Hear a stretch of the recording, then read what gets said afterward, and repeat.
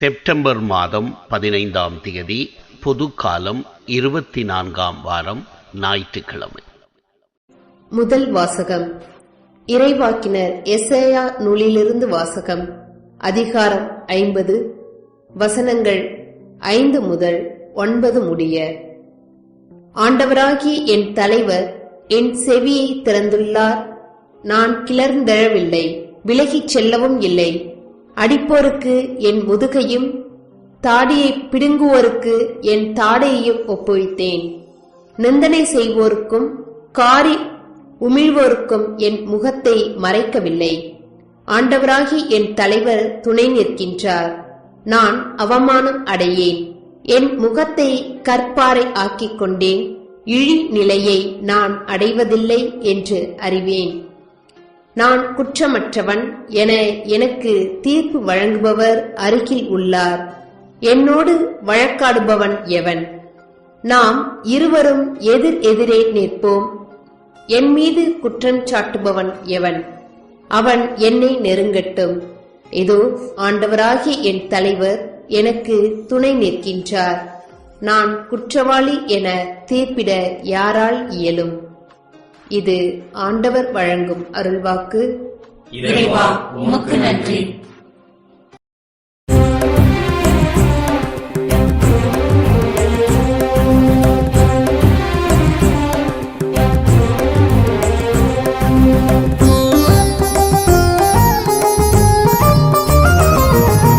உயிர் வாழ்வோ நாட்டில் நான் ஆண்டவர் திருமுன் வாழ்ந்திடுவேன். உயிர் வாழ்வோ நாட்டில் நான் ஆண்டவர் திருமுன் வாழ்ந்திடுவேன்.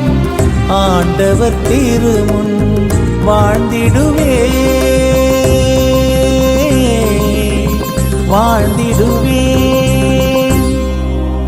ஆண்டவர் மீது அன்பு கூர்கின்றேன். ஏனெனில் எனக்கு இரங்குமாறு நான் எழுப்பிய குரலை அவர் கேட்டருளினார்.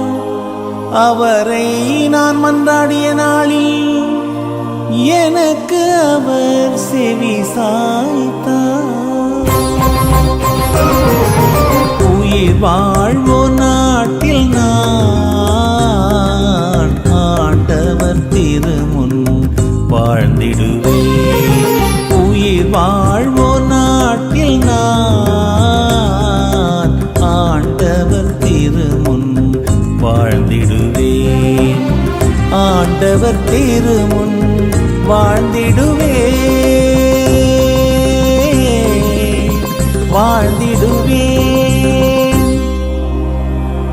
சாவின் கயிறுகள் என்னை பிணித்துக் கொண்டன. பாதாளத்தின் துன்பங்கள் என்னை பற்றி கொண்டன. துன்பமும் துயரமும் என்னை ஆட்கொண்டன. நான் ஆண்டவரது பெயரை தொழுவேன். ஆண்டவரே, என் உயிரை காத்தருளும் என்று கெஞ்சினேன். உயிர் வாழ்வோ நாட்டில் நான் ஆண்டவர் திருமுன் வாழ்ந்திடுவேன். உயிர் வாழ்வோ நாட்டில் நான் ஆண்டவர் திருமுன் வாழ்ந்திடுவேன். ஆண்டவர் திருமுன் வாழ்ந்திடுவேன்.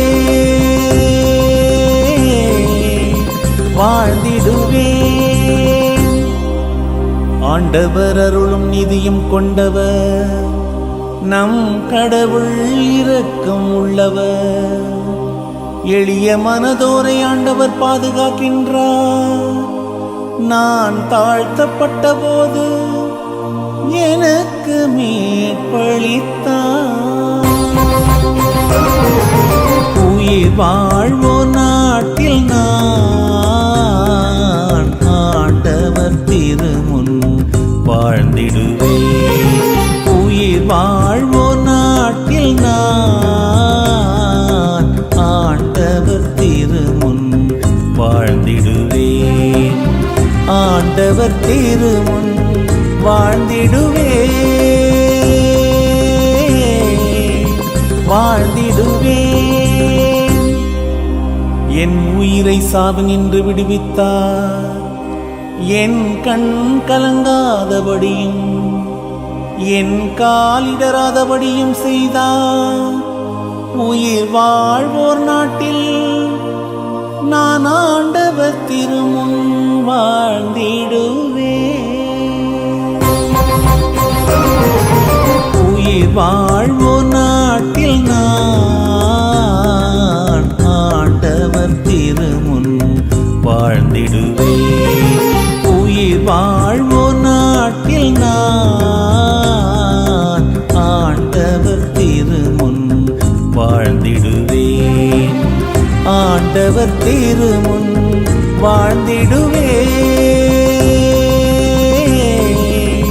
வாழ்ந்திடுவேன்.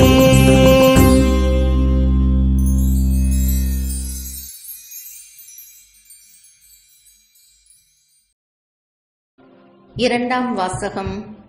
திருத்தூதர் யாக்கோபு எழுதிய திருமுகத்திலிருந்து வாசகம். 2ஆம் அதிகாரம். இறைவசனங்கள் 14 முதல் 18 முடிய.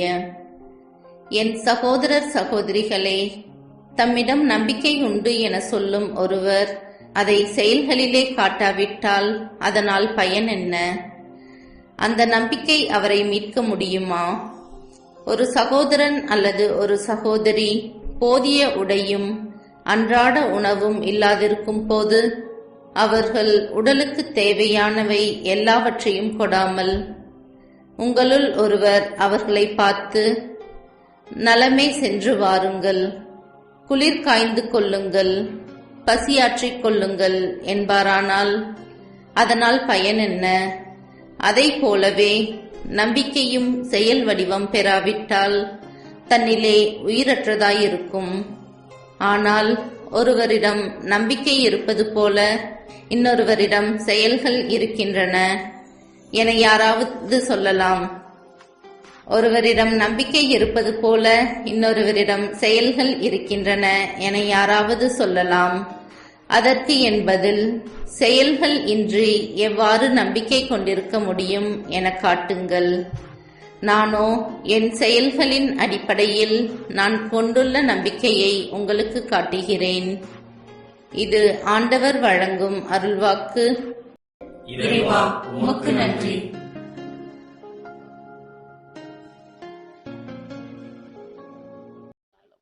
நற்செய்தி வாசகம்.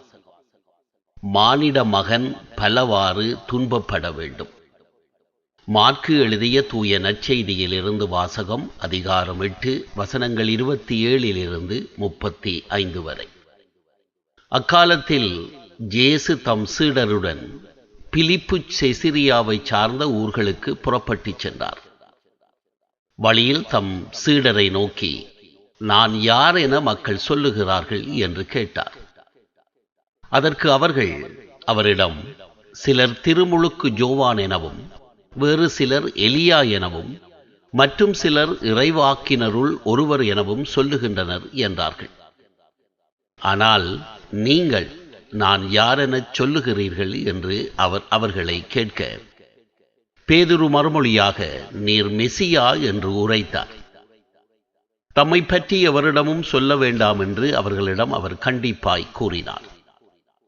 மானிட மகன் பலவாறு துன்பப்படவும், மூப்பர்கள், தலைமை குருக்கள், மறைநூல் அறிஞர்கள் ஆகியோரால் உதறி தள்ளப்பட்டு கொலை செய்யப்படவும், 3 நாட்களுக்கு பின் உயிர்த்தெழவும் வேண்டும் என்று இயேசு அவர்களுக்கு கற்பிக்கத் தொடங்கினார். இதையெல்லாம் அவர் வெளிப்படையாகவே சொன்னார். பேதுரு அவரை தனியே அழைத்து கடிந்து கொண்டார். ஆனால் இயேசு தம் சீடர்கள் பக்கம் திரும்பி பார்த்து பேதுருவிடம், என் கண்முன் நில்லாதே சாத்தானே, ஏனெனில் நீ கடவுளுக்கு ஏற்றவை பற்றி எண்ணாமல் மனிதருக்கு ஏற்றவை பற்றியே எண்ணுகிறாய் என்று கடிந்து கொண்டார். பின்பு அவர் மக்கள் கூட்டத்தையும் சீடரையும் தம்மிடம் வரவழைத்து, என்னை பின்பற்ற விரும்பும் எவரும் தன்னலம் துறந்து தம் சிலுவையை தூக்கிக் கொண்டு என்னை பின்பற்றட்டும். ஏனெனில் தம் உயிரை காத்துக்கொள்ள விரும்பும் எவரும் அதை இழந்து விடுவார். என் பொருட்டும் நற்செய்தியின் பொருட்டும் தம் உயிரை இழக்குமவரும் அதை காத்துக்கொள்வார் என்றார். இது ஆண்டவரின் அருள்வாக்கு. கிறிஸ்துவே உமக்கு புகழ். அன்பிற்குரியவர்களே, மனிதர்களாகிய நாம் நம் வாழ்க்கையில் அனுபவிக்கும் துன்பங்களை பொதுவாக 2 வகைகளாக பிரிக்கலாம். ஒன்று, நமது முதிர்ச்சியின்மையின் காரணமாக நாமே நமக்கு உருவாக்கிக் கொள்ளும் துன்பங்கள். இரண்டாவது, நாம் சரியானவற்றை செய்தாலும் சரியான முறையில் வாழ்ந்தாலும் பிறரது முதிர்ச்சியின்மையின் காரணமாக நாம் அனுபவிக்கும் துன்பங்கள்.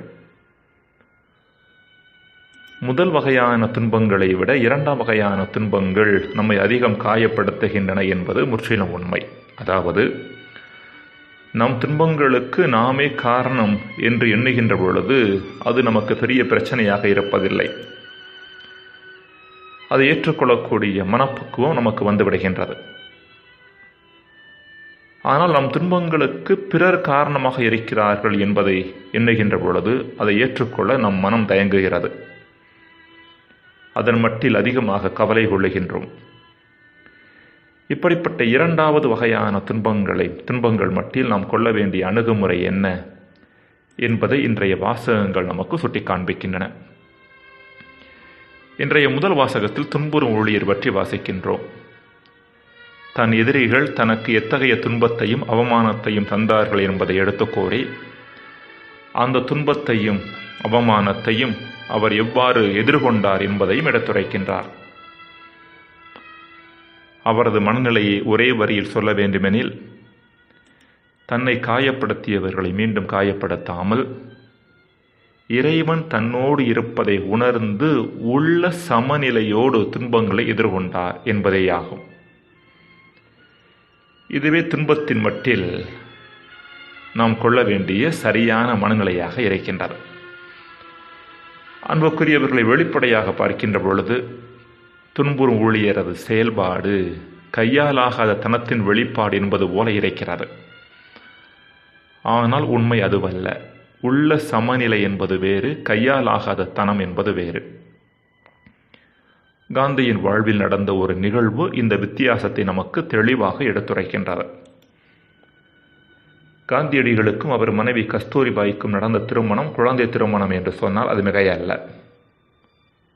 திருமணத்தின் போது காந்திக்கு வயது 13, கஸ்தூரிபாய்க்கு வயது 11. திருமணம் முடிந்த பின்பு கஸ்தூரிபாய் தினம்தோறும் கோவிலுக்கு சென்று வரக்கூடிய பழக்கம் உள்ளவராக இருந்தார். காந்தி ஒரு முறை அவரிடம், நீ கோவிலுக்கு சென்று வரும் வேளையில் சிலர் உன்னை பின்தொடர்கிறார்கள், அவர்கள் மோசமானவர்கள், எந்த மோசமான காரியத்தையும் செய்வார்கள், எனவே நீ கோவிலுக்கு போகாதே என்று சொன்னார்.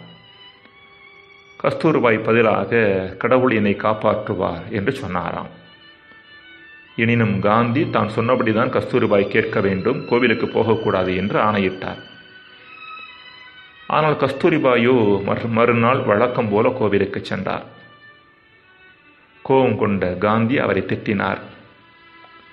திட்டுதலை பொறுமையோடு கேட்ட கஸ்தூரிபாய் வழக்கம் போல மறுநாள் கோவிலுக்கு போனார்.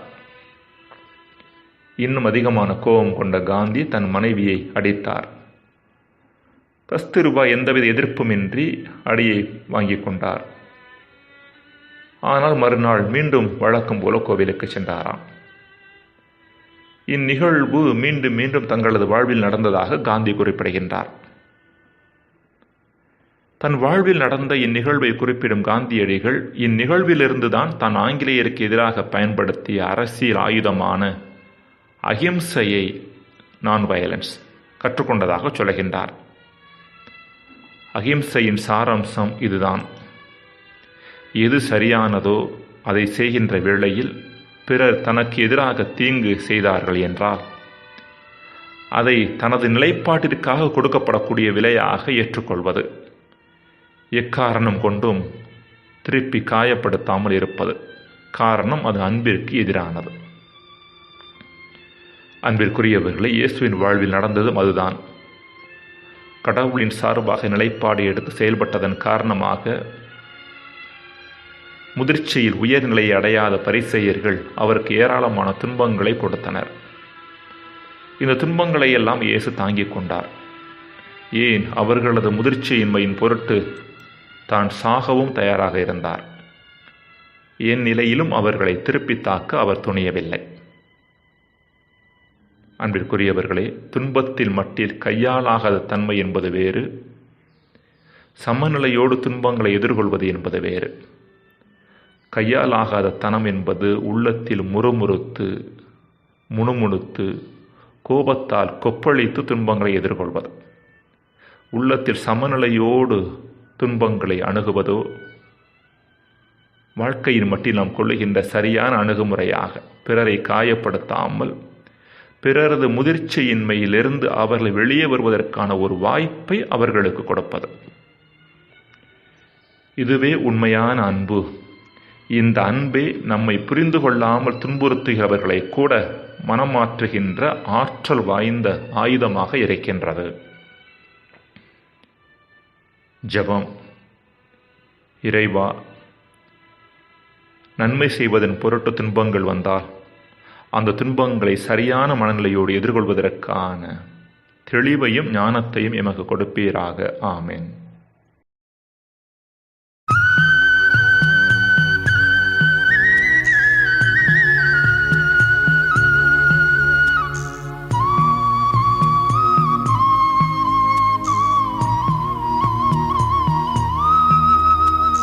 மனதில் வாழும் வார்த்தையே, மகிமையான தீபமே, வாழ்வில் அன்பை உணரவே வரங்களை தினம் பொழியுமே.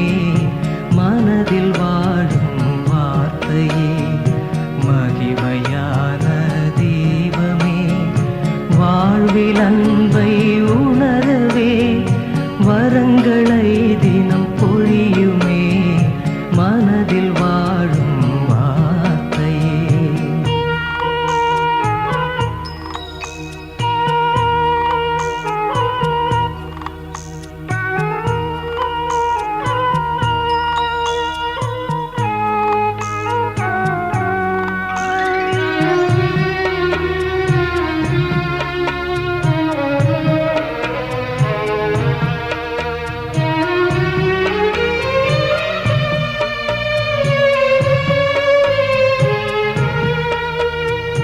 வார்த்தையில் இல்லம் அமைத்த பிள்ளை நான், வாழ்க்கையில் உம்மை தொடரும் சீடன் நான்.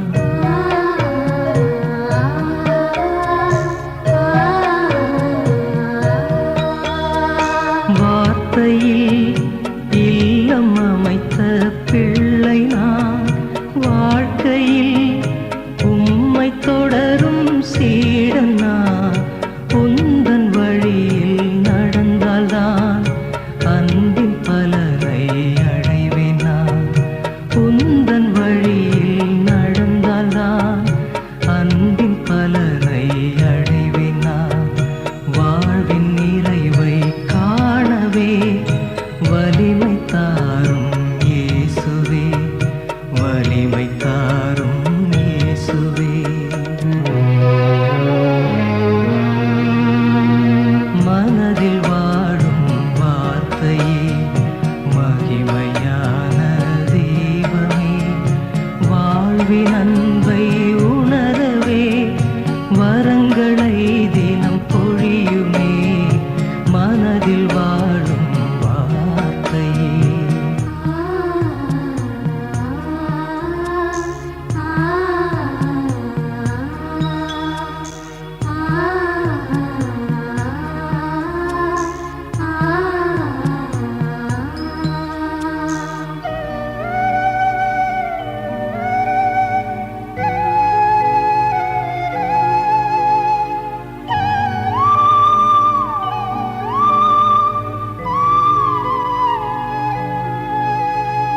தேடினேன், நெஞ்சில் வந்து மகிழ்வித்தாய். நாடினேன், சொந்தம் சொல்லி துணை நின்றாய்.